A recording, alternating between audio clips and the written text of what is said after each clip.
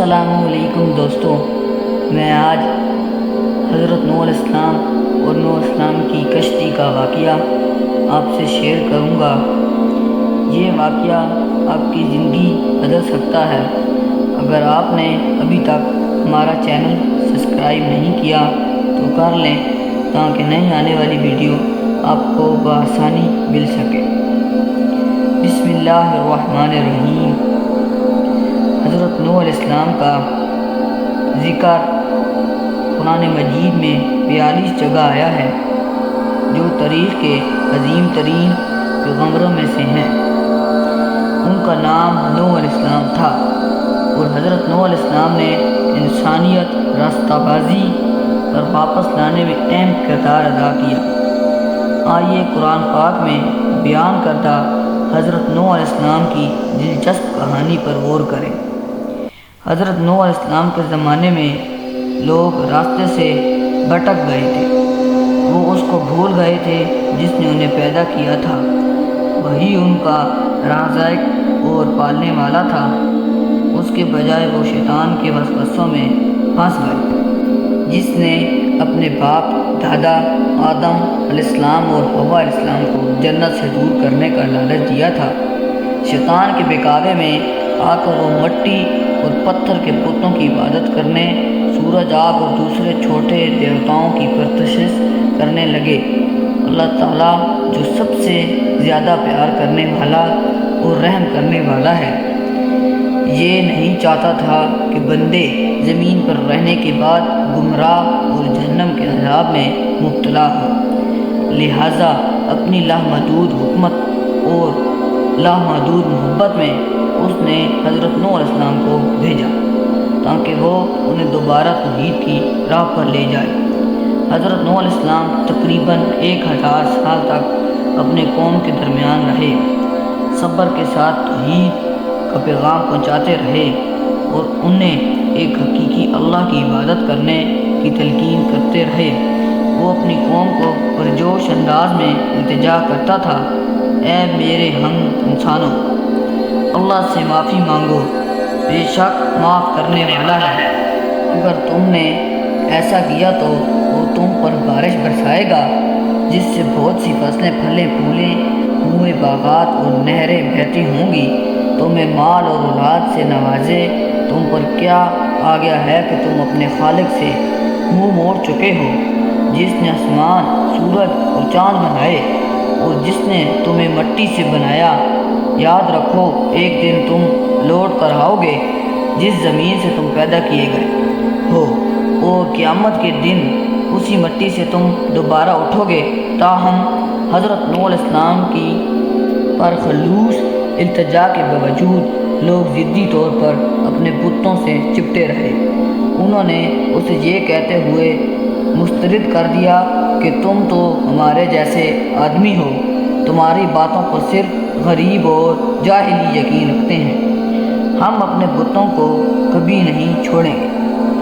ان کے اس کفر کے جواب میں حضرت نوح علیہ السلام نے اعلان کیا کہ اے میری قوم، میں تم سے اپنی تبلیغ پر کوئی اجر نہیں مانگتا۔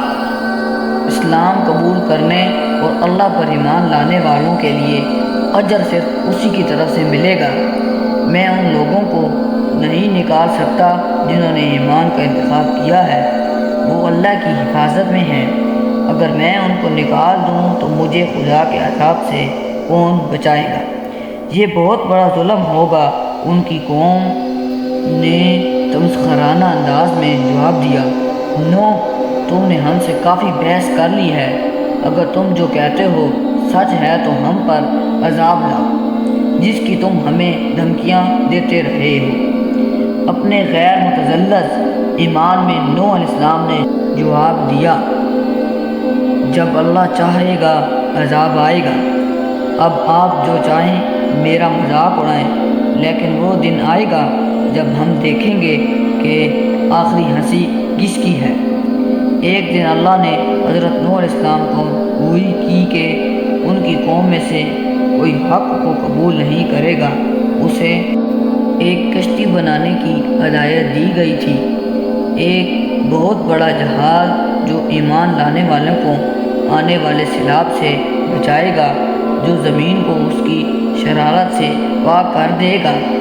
نوح علیہ السلام نے حکم کی تعمیل کی، باوجود اس کے کہ اسے اپنی برادری کے سرداروں اور رہنماؤں کی طرف سے طنز کا سامنا کرنا پڑا۔ بے خوف حضرت نوح علیہ السلام نے کشتی کی تعمیر جاری رکھی، طنز کرنے والوں کو یاد دلاتے ہوئے کہ جب وہ اللہ کے وعدے کی تکمیل کا مشاہدہ کریں گے تو ان کا مذاق خوف میں بدل جائے گا، اور ایسا ہی ہوا۔ آسمان طریق ہو گیا، موسلا دھار بارشیں برسیں اور زمین کی گہرائیوں سے پانی بہنے لگا۔ اللہ کے حکم کی تعمیل کرتے ہوئے نوح علیہ السلام نے چند لوگوں کے ساتھ کشتی میں سوار ہوئے جنہوں نے توحید کے پیغام کو قبول کیا تھا۔ جب وہ جہاز پر روانہ ہوئے تو حضرت نوح علیہ السلام نے اپنے بیٹے کو پکارا، کہا کہ وہ ان کے ساتھ شامل ہو جائے اور کافروں کو چھوڑے، لیکن اس کے بیٹے نے اپنے تکبر سے دھوکہ کھایا۔ اسے یقین تھا کہ وہ قریبی پہاڑ پر حفاظت تلاش کر سکتا ہے۔ نہیں میرے بیٹے، حضرت نوح علیہ السلام نے خبردار کیا، آج خدا کی عذاب سے کشتی کے سوا کوئی پناہ نہیں ہے۔ افسوسناک طور پر جیسا کہ تقدیر میں ہوتا ہے، باپ اور بیٹے کے درمیان ایک زبردست ہر دوڑ گئی اور انہیں ہمیشہ کے لیے جدا کر دیا۔ اللہ تعالیٰ نے زمین کو حکم دیا کہ وہ اپنے پانی کو جذب کر لے اور آسمانوں کو بارش بند کر دے۔ جیسے ہی سیلاب کا پانی کم ہوا، تمام کافر ہلاک ہو گئے، جبکہ نوح علیہ السلام کی کشتی جو پہاڑ پر ٹھہر گئی۔ غم سے مغلوب ہو کر حضرت نوح علیہ السلام اپنے رب کی طرف متوجہ ہوئے اور اللہ سے سوال کیا، اے میرے رب، میرا بیٹا میرے خاندان کا حصہ تھا اور تو نے میرے خاندان کو اس آفت سے بچانے کا وعدہ کیا تھا، پھر میرے بیٹے کو ایسا انجام کیوں ملا؟ اللہ نے اپنی حکمت کے جواب دیا، اے نوح، وہ تیرے خاندان میں سے نہیں تھا، اس نے ایسے کام کیے جو صالح نہیں تھے۔ مجھ سے ان امور کے بارے میں مت پوچھو جن کا تجھے علم نہیں، میں تجھے نصیحت کرتا ہوں۔ حضرت نوح علیہ السلام نے توبہ کی اور اللہ سے معافی مانگی۔ اللہ تعالیٰ نے ان کو معاف کیا اور حکم دیا کہ سلامتی اور ببرکت کے ساتھ کشتی سے اترنا۔ تباہ کن سیلاب کے بعد دنیا حضرت نوح علیہ السلام کی اولاد کے ذریعے دوبارہ آباد ہوئی۔ کچھ عرصہ تک ان کی اولاد اللہ کی عبادت میں ثابت قدم رہی، لیکن وقت گزرنے کے ساتھ ساتھ شیطان نے انسانیت کو گمراہ کیا اور لوگ راہ سے بھٹک گئے۔ حضرت نوح علیہ السلام کی کہانی ہمارے عقیدے پر ثابت قدم رہنے اور ایک سچے خدا کی عبادت کے لیے وقف رہنے کی اہمیت کی ایک گہری یاد دہانی کے طور پر کام کرتی ہے۔ اس سے ہمیں یہ سبق ملتا ہے کہ حالات کتنے بھی سنگین کیوں نہ ہوں، اللہ کی رحمت اور بخشش ہمیشہ ان لوگوں کے لیے موجود ہے جو اخلاص اور عاجزی کے ساتھ اس کی طرف رجوع کرتے ہیں۔ آئیے ہم ماضی کے اسباق سے سبق سیکھیں اور ایسی زندگی گزارنے کی کوشش کریں جو ہمارے خالق کو پسند ہو۔